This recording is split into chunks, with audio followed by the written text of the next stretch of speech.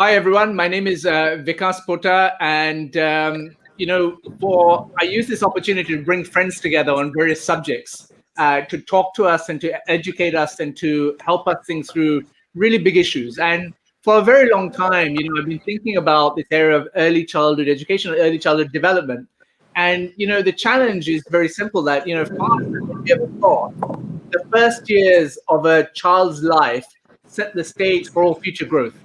Now, that being the case, why is it that governments, why is it that education systems, why is it that the policies that have been set, really are not proportionate to the kind of opportunity that exists? And so I wanted to bring on two friends of mine, Ayla Goksel from the Ozyegin Social Investments in Turkey, and Mariana Luz from Brazil, who runs this fantastic foundation for the Maria Cecilia Souto Vidigal Foundation. And what you have committed, both of you, what you have committed to is in the childhood development, early childhood education space to do a fantastic amount. Firstly, welcome to this live stream. What I wanted to do was, firstly, if you could introduce yourselves, your organizations, and your work in this area. And I want to start off with Mariana, please, in Brazil. Thank you, Vikas. Hi, it's great to be here. Thanks, Ayla, also. It's great to see the face of both of you, and a pleasure to be here. And just welcome whoever is watching us. Hopefully this will be a fun conversation. So Maria Souto Vidigal Foundation, it's 55 years old. We've been on the social sector for a while, but we've been focused on early childhood development for the past 13 years. 100% focus. This is what we do day and night. We fully believe in it. And the reason for that, it's because during these first years of life, our brain is equivalent to having superpowers. And we deeply believe that during this time, as Vika said, we are setting the basis and the foundations of who we're going to be as individuals and as a society. So let's go into it in a little bit more after Ayla talks. And it's fantastic. Really hard here. And if you can hear that, I apologize, but I cannot block it. Ayla, tell us about your work. Sure. So hi, everyone. It's lovely to be here. Thank you for inviting us, Vikas. Mariana and I always love a chance to talk about early childhood for it. So the opportunity is very welcome, especially with a group of people that are engaged in education and could probably tell us a thing or two. But although my hat is the Ozyegin Social Investments, I'm the CEO. Predominantly, the work that I've done in early childhood has been as CEO of the Mother Child Education Foundation. And this is an NGO in Turkey, based in Turkey, that is now 27 years old. And it works both in the early years with a heavy focus on parenting as well. So a lot of our programs don't actually directly reach the child in the sense that, it's not center-based, but it's more home-based. And we've been doing some amazing stuff there, especially during the era of COVID. But let me just pick up, Vikas, on your intro, because this to me is one of life's dilemmas. How is it that we have all this almost insurmountable evidence on early childhood, from the behavioral sciences to the economic sciences to the neurosciences, and the investment still isn't there? I mean, I wish that I had the answer for this. In fact, I read this report today. The Royal Foundation, they just did a survey in the UK amongst 500,000 people participated. And even in that, and UK has been doing this work in early childhood for, donkey's years. And only 1 in 4 of parents think it's the most important period in the child's life. So, we have a long way to go. Not just in terms of governments and philanthropists engaged in this space, we still have an enormous amount of way to go in ensuring that parents know the importance of these years.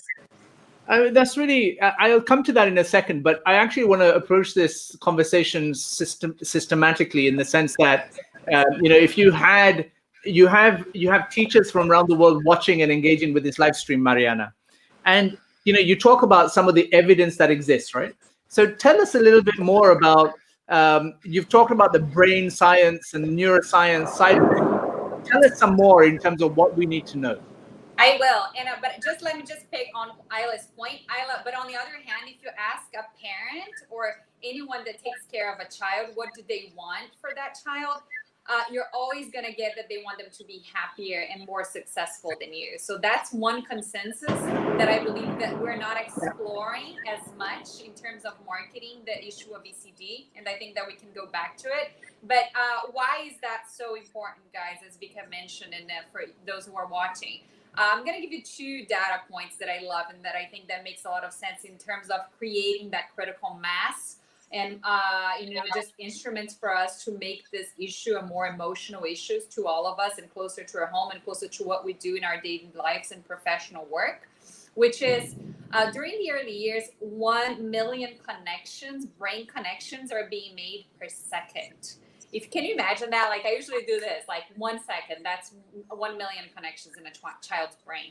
And what that makes is the synapses, and that creates the percentage of brain development that you have the potential to build until you're 5 years old, which is up until 90%. So for a well-developed child, and all of us here who are watching, all of us speaking here, probably got closer to that 90% of potential. But on the other hand, the counter effect of that is that if you don't have quality care and education during the early years, you do not achieve that percentage. And what that makes is that it creates less of an opportunity for you as an individual to go forward, because we do know that learning and development are continuous processes. They're not something that just happened during the first 5 years. But the thing is that if you have the fundamental basis, you're going to go on throughout that process with a more capacity to learn. So, not facing the learning crisis that we have seen, especially in vulnerable countries as much, but, all around the world, I would say. And not with less investments to actually achieve that full potential that we all have as individuals. So I think that, the beginning of evidence, because in a more translated way, I think they're in that path. So, Ayla, Mariana makes a good point in terms of the meta argument with regards to investing in early childhood development. Can you tell us in terms of who's doing it right? Which countries? What's happening? Mariana, is that thunderstorms? Yes. Wow. Crazy. And you're in Sao Paulo, right? I'm in Sao Paulo. That's what I was mentioning.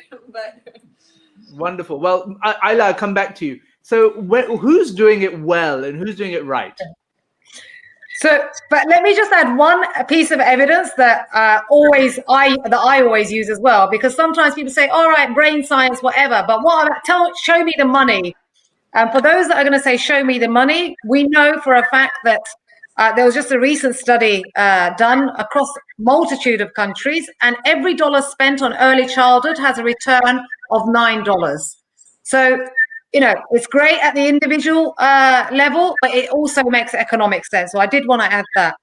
In terms of who has it right, I don't think that we could say that there is any one single country that has everything right, because that would have to be a perfect system. That would mean that, there is absolutely no child left behind. And we know that even in the most affluent, even in the most advanced countries, there are always children with,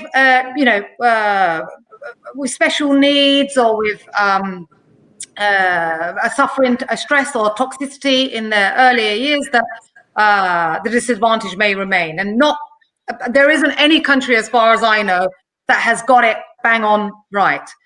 So, but obviously, we do know for a fact that the more affluent countries and the more developed countries are providing more center-based early child education.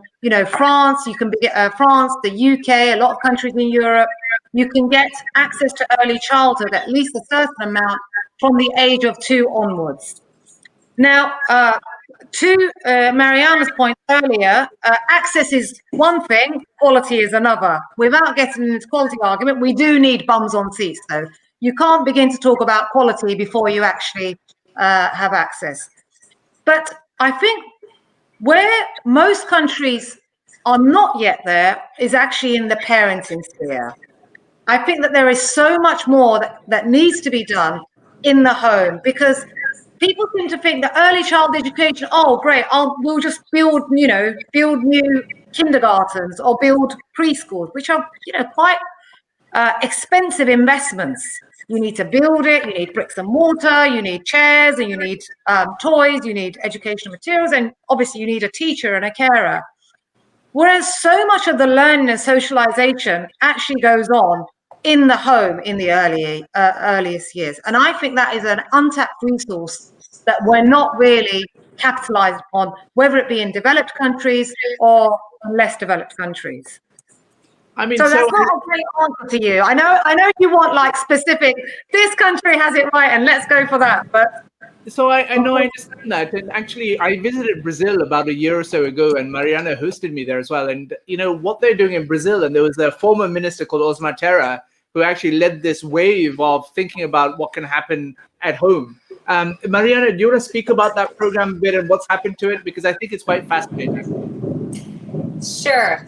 It's called Criança Feliz, which translates into a happy child in English, and it goes to precisely the point that Ayla is making, that it's a home visiting program where basically the government knocks on the family's doors and try to create that sense of how important the environment of the home environment is to the moment of development. And then how that happens is through responsive interactions, through play, through just positive relationships that can be nurtured and that will serve to that brain argument, to that economic argument, and that will actually create a family environment that it's closer and that it's more loving and that's built on affection, that thus creates the necessary attachment and safety for that child to develop that the child needs so much.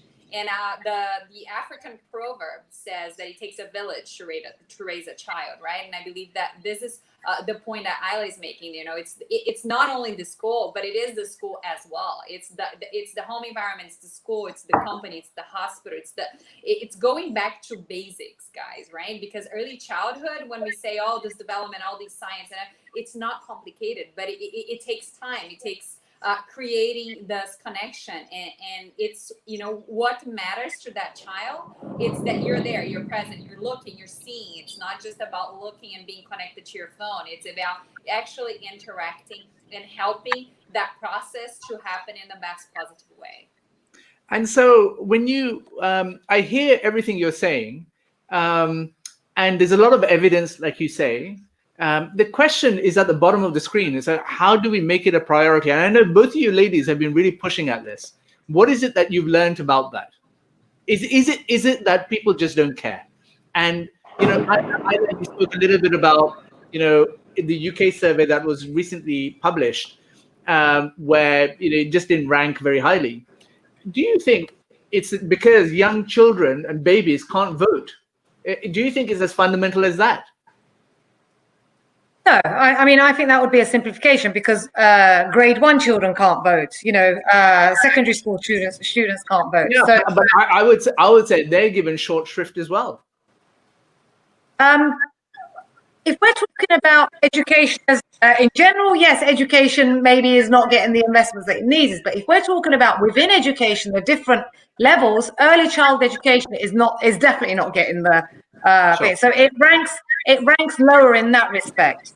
And we all know the famous Nobel economics laureate James Heckman's argument, where he shows countries are making the forced investment, not forced, sorry, maybe misapplied investment, in terms of we spend the most in higher education, whereas the return to investment, as I said earlier, is in the earliest years. So there's a mismatch going on. But how do we make it a priority? I think I said it in the beginning of my in the introductory remarks, but this is my dilemma. After almost 30 years, what is it that we're doing wrong? If I had the answer, I don't think I'd be on this.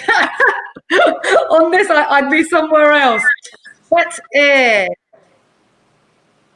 think that there is still a sense that education happens in a certain way. It happens on a desk with a teacher standing at the front. Despite all the, the huge breakthroughs we've had, education really hasn't changed. And you could probably say a lot more than I can on this. And in that sense, early childhood doesn't really fit that peg. What we need to make more clear is that when you actually invest in early childhood, your primary education and your secondary education actually becomes better. It becomes higher quality. Children are much more likely to stay in school. They get better grades. They have higher vocabulary. They have better social relations. Those messages, for some reason, and I'm sorry, I don't have the answer, are not getting through. The multitude of events that we've been to, that we've curated, I'm sure with Mariana, globally, nationally, locally, the campaigns that we've run, and I don't know, Mariana, what do you think? Well, I think that I'm gonna let ourselves calm down a little bit, because I think that the science and all this evidence is new, Ayla, even though that we've been working on this for such a long time and decades. But I think it's as common sense, as part of common sense, this is still pretty new. If we look at, the whole education, security, the other big debates, environmental debate, I mean, they've been here for much longer, and it's still there are issues so complex and unsolved. And I think that, that has to give us a moment of peace. We still have to fight for it.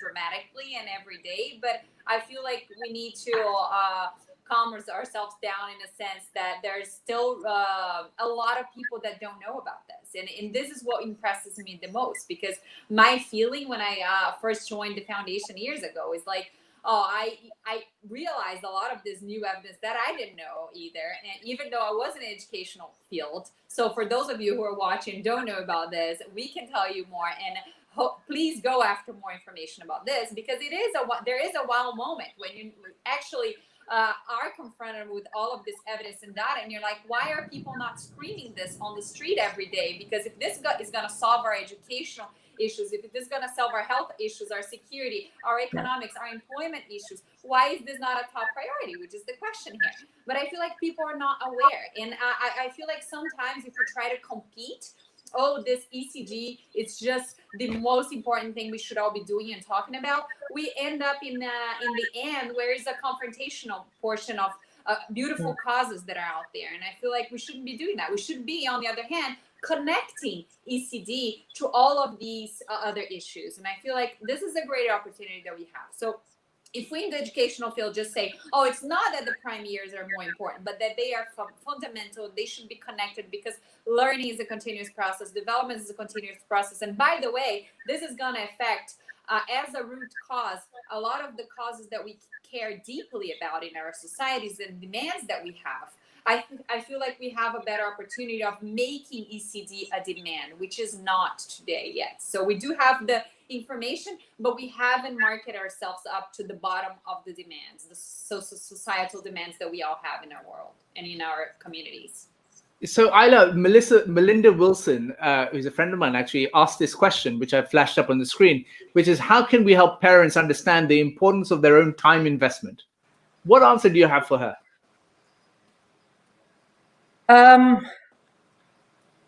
I think it's what we've been talking about. We just need to ensure that the information is out there and more readily accessible. So there is tons of information out there, but how can we best put it in a way that parents can not only understand it, but be able to use it in their daily lives? So that's a lot of what we spend our time doing in Turkey, ensuring that this, scientific information or the wonderful content that is out there is in a readily, because the parent is only going to understand this if they find it useful. And that usefulness will only come from implementation and actually seeing the difference in your own home. So that's what I would say, try and find accessible information that you can actually try at home with your child. Once you do that and you see the difference, and speak to other parents. Support networks amongst parents are the singular most important thing. And it's also, unfortunately, one of the things that was has really been seen as a huge people have missed out on during COVID. And so, Mariana, in terms of, there's all my teacher friends are on here. What advice do you have for them? What can they do, practically speaking, to campaign for the cause of early childhood development and education? Yes. So I feel like we have to have teachers on our side embracing this cause as theirs, no matter if they are a teacher of the early years or of a different period of time. And I feel like if you relate to that period, I think it's going to increase the value that we have for teachers of the early years. Ayla mentioned this around the world. In Brazil, it's very clear that the early years are not the most attractive period for teachers. So I feel like we need to value this period more and make sure that we are putting the round amount of dollars to train teachers, to have the right environment for kids where they do come to school, to actually have the structure, practices, and activities for the kids, to bring the conversation of between the schools and the communities and the families to, create this awareness that they are part of this as well. So that, and this relationship between schools, teachers, and the communities and families actually makes the school stronger, but also the community stronger and that family environment stronger. And I feel like, during this pandemic, because we've seen so much that, with the schools closed, that teachers in the early years did to stay connected to the kids. And we actually we're having right now a best practice award for what teachers did during the pandemic to sort of capture what kind of innovation, what kind of practice happened. But I think that it's still in the middle of the process. I cannot tell much. But what we capture so far that I could share is that the most valuable thing is just, the effort that teachers made to stay connected to the children. Obviously with connectivity problems and issues in a country like Brazil with so many inequality, but most important to keep that affection, to keep that attachment, to make sure that, they're receiving through letters, through meetings in the sidewalks, or through, messages, that they were receiving activities and possibilities of interact and use that script that they would have at school within their home environment. So I feel like teachers have to we have to empower all of you to be part of these conversations, to be advocate of this cause, but not only the cause, through the process of development that we want as a society. So I believe that teachers, have a huge role in education. I think the most important role in education, but in this cause, very, very, very dearly, because a child doesn't relate to content. A child relates to the person who is there in a fun way, spending their time and making them learn without them not even knowing what's going on. So please be that person, connect to that argument and help us out, because we surely need you. Ayla, forgive me for putting you in a tight spot. I'm going to ask you a question. And it's the final question of this interview, okay? And the question is, I often get asked, what is the silver bullet? What I mean by that is, what is the biggest and best lever that we have to make sure kids prosper? Early childhood education. Yeah, but what with respects to early childhood? What is it that we can do? I would invest in parents. I mean, that's my silver bullet, because I think that is the cheaper and more direct way. Unfortunately, and given that the 0 to 3 years are absolutely vital in brain development, the silver bullet is actually parents. And we need to be investing in training parents, investing in parents, creating the support networks and the information that they need so that they can provide the best form of care and nurturing to their children. This doesn't mean that teachers are unimportant. It doesn't mean that schools are unimportant, but you asked me for a silver bullet. I have a bias. I concur with everything that Mariana said. I think she did an excellent rallying cry for the teachers that are watching us. We want everyone to be advocates, but there is a word of caution that I would add there, is that a couple of other things I would like our teachers to do is to treat their early childhood teacher peers as equals. This is something that is unfortunately not happening across the world, and I'm sure that we have early child educators amongst us.